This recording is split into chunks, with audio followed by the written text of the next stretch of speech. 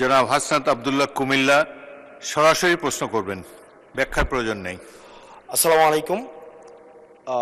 যেহেতু শিক্ষার নিয়ে কথা হচ্ছে, আমাদের বর্তমানে মাননীয় স্পিকার, আমরা যদি বর্তমান শিক্ষা ব্যবস্থা দেখি, আমাদের এন্ট্রান্স ইনস্টিটিউশনগুলোতে বিশেষ করে প্রাথমিক শিক্ষায় আমরা দেখছি যে ভর্তি প্রক্রিয়াতে আমাদের এখন দুইটা পদ্ধতি প্রচলিত ছিল। এডমিশন বাই মেরিট আগে প্রচলিত ছিল, এখন সেটা কনভার্ট হয়েছে এডমিশন বাই লটারির মাধ্যমে হচ্ছে এখানে বাচ্চাদেরকে ভর্তি করা হয়।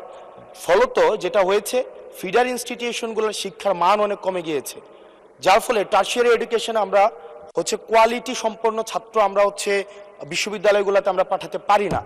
এখন মাননীয় মন্ত্রী মহোদয়ের কাছে আমার প্রশ্ন থাকবে, এই যে প্রাইমারি স্কুলে বাচ্চাদেরকে ভর্তি করানোর ক্ষেত্রে আমরা কি ভর্তি প্রক্রিয়াটা আমরা পরিবর্তন করব কিনা, নাকি এই যে এডমিশন বাই লটারির মাধ্যমে আমরা নিব এবং মেরিটকে আমরা হচ্ছে সবসময় হচ্ছে দমায় রাখবো, নাম্বার ওয়ান।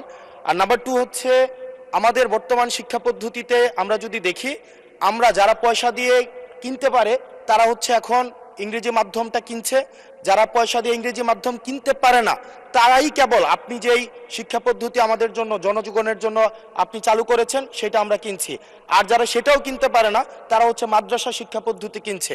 আপনার কাছে প্রশ্ন, যে আমাদের বর্তমানে একটা দেশে এই তিনটা শিক্ষা পদ্ধতি যেটা অর্থনৈতিক অবস্থার উপরে নির্ভর করে চলে, এই তিনটা শিক্ষা পদ্ধতি জিয়ে রেখে আপনার কি মনে হয় যে আপনি একটা ইনক্লুসিভ শিক্ষা পদ্ধতি নিয়ে আমাদের দেশটাকে আগায় নিতে পারবেন?